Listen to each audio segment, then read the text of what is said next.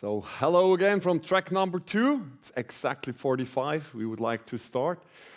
Who of you read the book Blackout from Mark Ellsberg?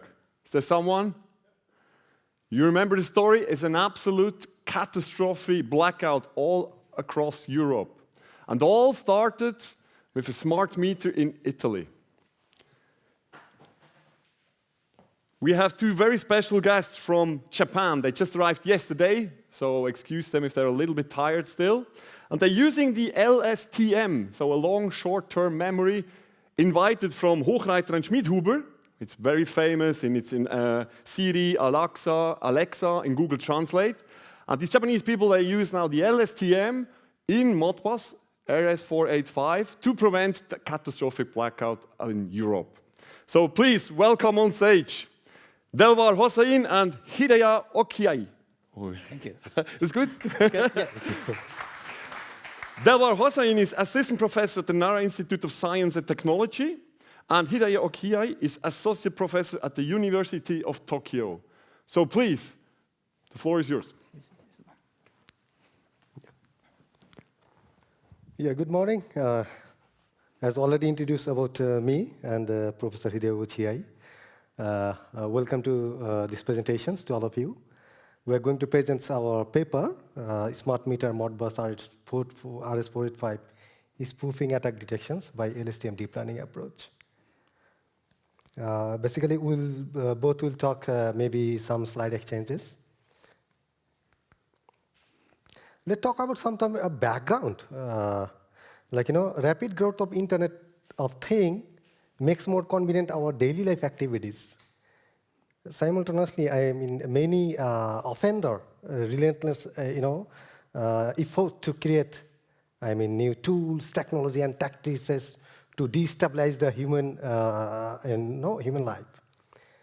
And smart cyber-physical system and smart grid, is a complex systems. We say systems of systems because many advanced equipments are embedded. Many sensors, many advanced equipment are embedded to the smart grid systems. And this is just for a framework regarding Modbus RS-485 protocol for send and receiving messages. These are general, just frame of Modbus communication protocol. Let's talk about some problem statement. Still, the smart meter system does not support any kind of encryption and authentication mechanism. That is the reason behind, main security issues this arise. In the case of, compromise the smart meter system, it is very easy to inject some kind of traditional network attacks into the systems like denial of service, spoofing, etc., etc. And advanced technologies, as I said, many advanced technologies, IT equipments, many sensors as uses to the smart grid system, and smart meter also is, connected with internet. So it makes significant concern of the safe communications because, indeed, we are experiencing rapid growth of technological weapons of mass destructions. Even that can be used, the people who have minimum computer literacy. That makes significant concerns to the safe communications. And smart grid increasingly connected. That's why this is become new playground for the hacker. And still, there is no standard security solutions for the smart meter systems. And attacker knowledge and many easy access tools, maybe very, free tools can be used to inject attack to the smart meter systems. And that makes the questions of the, the digital, safe digital transformations.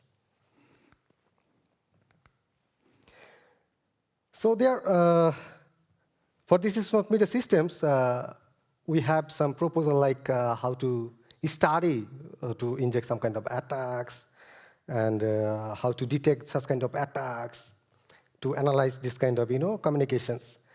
So we are considered to develop a level data sets. So Modbus RS-485 communication system because still such kind of communications data set is maybe not available, because we are working for analog, basically. Mainly we're focusing for analog data sets to capture from the smart meter, to analyze it and detect some kind of attacks. And we develop the label data sets. And we are also work for develop effective pre-processing method to classify those attacks, and develop an effective LSTM-based intuition detection systems. So now I would like to invite Professor Hideo Ochiai to explain next of the slides. Yeah, thank you. Thank you. I'm Hideo Ochiai. I'm associate professor of the University of Tokyo. I have a long background in the facility networking and IoT systems rather than the machine learning itself. So let me explain how we have developed the attack data set of the industrial control systems like RS-485 network. Actually, I think not many of you knows about the RS-485. But the RS-485 itself is a worldwide standard and used everywhere in facility networking, like in buildings, in factories, in infrastructures, and many situations for monitoring and controlling the facilities. But the communication method is very simple. It has just two lines called A and B, and they use this A and B line to send a serial communication with differential signaling. In RS-485 network, they allowed multi-drop connection of multiple facilities up to 1.2 kilometers. The communication speed is not fast. It's like 9600 BPS or something like that. But it is useful for reading sensor values or for setting control signals. Just assume, for example, several meters are connected, just like this. In Modbus is the application protocol on RS-485 physical network, and they define several servers. And these servers work as meters or HVAC systems or light control systems. And single client, they can read the sensor values, or sometimes they can set the control signals on the server. Here,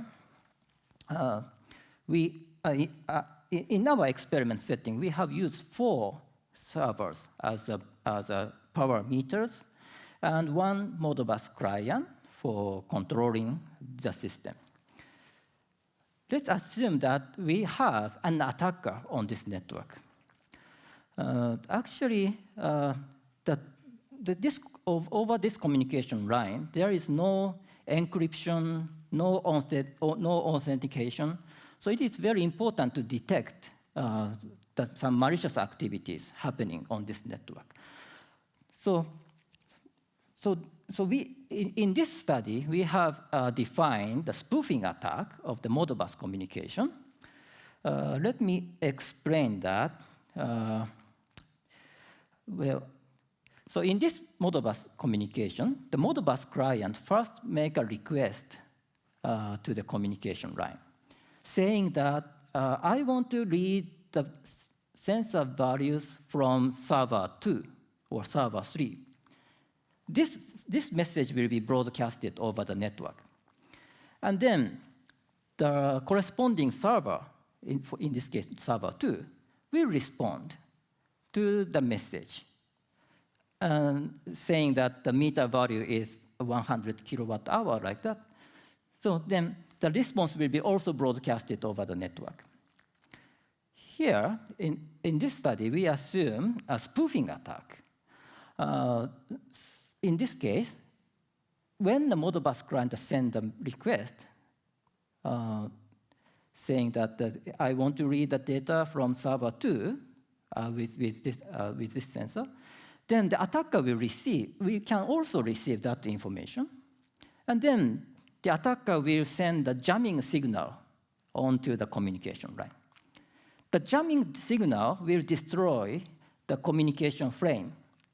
including the checksum area of the request. Then the corresponding server will not respond because they just received a broken frame, so it will not respond. But instead of that, the attacker will respond. The response will be received at the Modbus client, and then they will be deceived. So this is how we can make a spoofing attack on this network. Here, in order to detect such kind of event, we use a current transformer that can convert the current signal on the line into for monitoring, which is described as CT here. Depending on the location of the monitoring, we have considered two situations: for dataset 1 or dataset 2. To develop this attack dataset, we connected the Modbus simulated Modbus attacker and the dataset in order to put the ground truth label. So this is the test bed we have assembled for this study. Actually, this scale is very small. This is just a preliminary work, but important components are there. There are 4 small boxes which are connected over the RS-485 line, and 2 large boxes. One of it is a client, and the other one is the attacker. When we monitor the signal on the line, we can observe this, what the oscilloscope shows. There is a small white device. This can monitor the communication signal. Actually, we have taken to monitor analog signals, which is very strong for detecting some anomalies. If we can, of course, analyze the digital signals, but the digital signal usually destroy and don't use very small fluctuations. So, this is the spoofing attack scenario. Well, actually, this is what I have explained. So this is the configuration. The important part is in this experiment, we have used 4 servers and 2 monitoring points, dataset 1 and dataset 2. When we monitor the signal at the dataset 1 near the client, we can observe the signal like this. The blue one is a benign pattern, and the red one is attack signal, attack case. Well, this case, it is very easy to detect because there are big difference. But as for the dataset 2, there is small difference. So the challenge is to detect this anomaly, this behavior. Okay. So as a raw data, we have captured this number for dataset 1 and dataset 2. Okay. So let me also talk about this preprocessing method. Well, in order to put the communication signals into LSTM, or sometimes we can help LSTM to understand the attack. So we have prepared 3 types of dataset. The one is analog-only dataset. This is just the raw data of 400 vector features. And from these analog values, actually we can process to get the digital values. I mean, because the communication signal is composed of 0 and 1, so we can demodulate from the analog signal to digital values. So the last one, I mean, the binary and analog data set is this one. by extracting from the raw signal, we can get the 32 binary bits. And by further processing this 32 binary bits, we can make a single group column, which is the second one. Okay, let me. Thank you. Okay, thank you. Yeah, later we'll talk about some experimentation results. So this is the figure for how we select the hyperparameter values. Like any deep learning model, it is very important and significant to select best hyperparameter values, because many times we know deep learning, we say it is a black box. So these cases also, people can choose the parameters by some kind of online tools, or maybe they can use. But in this case, we are using this for systematic experimentations to select the best hyperparameter. Even you can see the figure, most important, like figure B, if we see learning rate, if we use the default learning rate, which is 001, in this case, maybe Adam, it cannot detect any single attack. Surprising. Even have a bigger learning rate, it cannot detect any attack. Even if we would like to reduce the learning rate, even it can detect sometimes some attacks, sometimes it cannot detect. It's surprising. But if you use more lower learning rate, .00001, then it can detect successfully all kinds of attacks. So that means, that is the way how we select the best hyperparameter values for our experimentations. And this is the result. Basically, we have studied for 3 different kind of data set, as a previous slide we already explained. Dataset 1 and dataset 2, and also like analog only and group and analog, binary analog datasets. In this case, we take attack rate 2%, 5%, 10%. Like in case we have 100 elements, like 98 is a benign and 2 is the attack elements. In the case of 95 is benign, 5 is attack case, 90 is benign, 10 is attack case. Such kind of way we make did some experimentations how the classifier is effectively classified in the case of if it is 2% attack. So it says it's almost 100%. It can classify those spoofing attacks. So as a binary classification matrix, we see here like 2% of spoofing attack elements, 5% and 10% spoofing attack elements. We see from the confusion matrix, it's detected almost 100% for all the spoofing attack. And limitations, the major limitations in this case, like we did the offline experimentations and the label datasets, we are concerned regarding this, effectiveness in the case of online mode. And we are just study very preliminary only for small datasets and also for, spoofing attacks. We are not sure how it will be performed, the classifier in the case of different kind of critical attacks, like maybe jamming, scanning, or some other kind of able to in different kind of attacks. Another key challenge is, like smart meter has a limited processing power. It does not carry on a big processing power. So how to embed such kind of heavy-weighted deep learning algorithm into smart meter systems? And the classification seems is very high, like 100%. Still, we are studying on it because we suspect it's come 100% because it's the repeated attack pattern, the data set. That is the reason behind it produce, a high accuracy.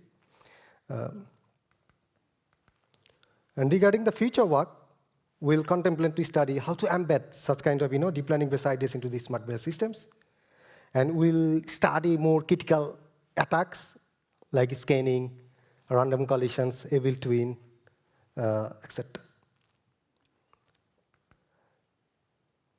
And how to detect more critical attack, real or online system. Previous study is just for offline. And investigate to apply, existing study is for supervised. We also interested to study unsupervised, semi-supervised deep learning approach, how it's performed against our data sets. And I would like to invite you. So now we are extending our test bed from 4 devices into 20 devices. The communication length is also extended to 200 meters from just 1 meter. And so this work is ongoing. Yeah, summary, like we said, we proposed an LSTM-based intrusion detection system for Modbus RS-485 communication system, generated our own attack data sets, and we proceeded with the systematic experimentations to select the best hyperparameter values. And our idea is effectively detect those kind of attacks. And deep learning-based intrusion detection systems are effective in spoofing attack detections for Modbus RS-485 communication system, despite the proliferations of attack and the lack of encryption and authentication mechanism in smart media system. And thank you all. So I'll appreciate if they have any questions, or comments, or. Thank you very much. I mean, I think it's a really impressive work, and it's coming from electronics. You had your hardware, then you have the protocol, then you have the wiring, the oscilloscope, the digitalization, the data, the annotation, the labeling, the training. How did you split up work? I mean, Nara Institute in Tokyo is a train ride away, or how far is it? It's about 3 hours by super express train. So yeah, you quite often travel then in the train? Yes. Regular, we frequently visited here. We jointly work together few years. Yeah, he often comes to my lab, and we work together for developing this data set and analyze and applying machine learning for detecting such. Yeah. What has been the biggest challenge? Was it more on the hardware to build up all this data set, or more than on the applying the neural network? I can say it like it's challenges is like to designing the attack systems, the setup, and to develop and label data set. Most important, you know, if there is no label data set, so how to apply? So label data set is very much essential.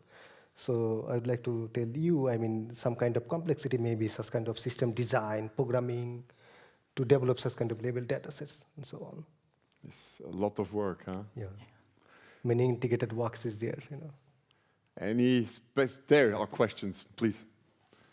Some experts about RS-485. Okay. So thank you for your presentation. Thank you. Not quite an expert on the issue. In your labeled data set, you assumed that there's about 50% of the cases of spoofing attacks and 50% of non-spoofing attacks. In your confusion matrices, you showed a lot of different values. Does it sound realistic that there's 50-50, or did you compare the measurement to actual settings in a building or so? Actually, the data set we captured, it is really 50-50, something like this. But, you know, like attack scenarios, in the case of attacks, if we consider like imbalanced attack scenarios, to how the classifier can detect imbalanced scenario, if it seems like that is the reason behind actually main motivations, we have to consider, okay, 2% attack elements and more benign class events to detect such kind of spoofing attacks. But real data set is almost 50% like the benign and spoofing. All right, thanks. Thanks for the talk. I'm by no means an expert on those systems, but just from your experiment setup, I'm curious to apply this in the real, like in a real world scenario. Would you need to have such a, like between each server, you would need to have that measurement device? Because you would need to always have a before and after, and you don't know where the attack vector is going to be? Excuse me. So attack scenario, I think you can explain. Excuse me, your question is? So here you say you need to have a data set, kind of a converter before and after servers to see kind of a before and after, right, output. Before. So you have two data sets, right? Right. The converter before the servers and one after. And in that scenario, the attacker asks about the second server. So we have studied in many combinations. Sometimes the attacker is at around server ID 2, but sometimes it can be at the Modbus client. I mean, it is directly connected at the Modbus client, or it can be at the Modbus server 4. And the monitoring point, in this study, we have prepared just two, but we also pre-studied for many cases. Okay, I'll simplify. How many converters or monitoring stations do you need in a big network? Okay. Well, actually, in practice, we just need just one. So in this data set, the different patterns we can observe at each location. So we just considered 2 cases, but in the real applications, we can just put just one. So of course, it will be easy to detect the attack at the client side, but in this study, we wanted to make more challenged scenario. So where, for example, by attaching just the monitoring device at anywhere on this communication line, then we want to detect. It will be more easy for installing such monitoring system into the real field. Okay, yeah, okay, that makes much more sense now. Thank you. Yeah. Thank you. Thank you. Just one technical question. How many hidden layers does your LSTM have? So this, I think we use 2 layer. 2 layer, okay, okay. All right, interesting. There's one last question up there. Thank you very much for this great presentation. I'm representing Isolva, one of the major meter-to-cache and smart meter service providers in Switzerland. And so my question is, you have this monitoring system then somewhere in a network, and then you need to get the information out from there to a central where you saw that there was a spoofing attack. Isn't that connection then again prone to having a spoofing attack? So where you have to detect it at every network itself, and then from there you have to get the information to somewhere central via mostly power line communication and stuff like this. And this again is prone to spoofing attacks. So how would you solve this real world problem? Okay. So in this study, we have just focused on the single network. But in the real world, there are many physical networks. And probably we will need to deploy the monitoring systems to many different individual networks. For collecting the security event from those networks, we can maybe use IoT technologies for collecting the situation into the central server to understand what is happening. And in this study, we just focused on spoofing attack case, but we consider there are many other attack scenarios on RS-485 Modbus or RS-485 network, like scanning, like vertical scan, horizontal scan, and EVO twin, and a random collision or something, like kind of denial of service attack. So this is our future work. Thank you. Thank you very much. So there's already an interested client. Thank you very much. Thank you very much. Just arrived from Japan, did all the travel here, showed us all your amazing work. Here's the first souvenir. Hopefully we'll find other exciting places in Switzerland. Thank you. There's a Swiss, very special bottle. Everyone knows it in Switzerland, SICK, and there should be the name on it, your name on it. Thank you so much. Thank you. Thank you. So thank you very much. I loved your confusion matrices. That's the benchmark, 100%. Thank you very much, Hossain and Ochiai. Thank you. Thank you.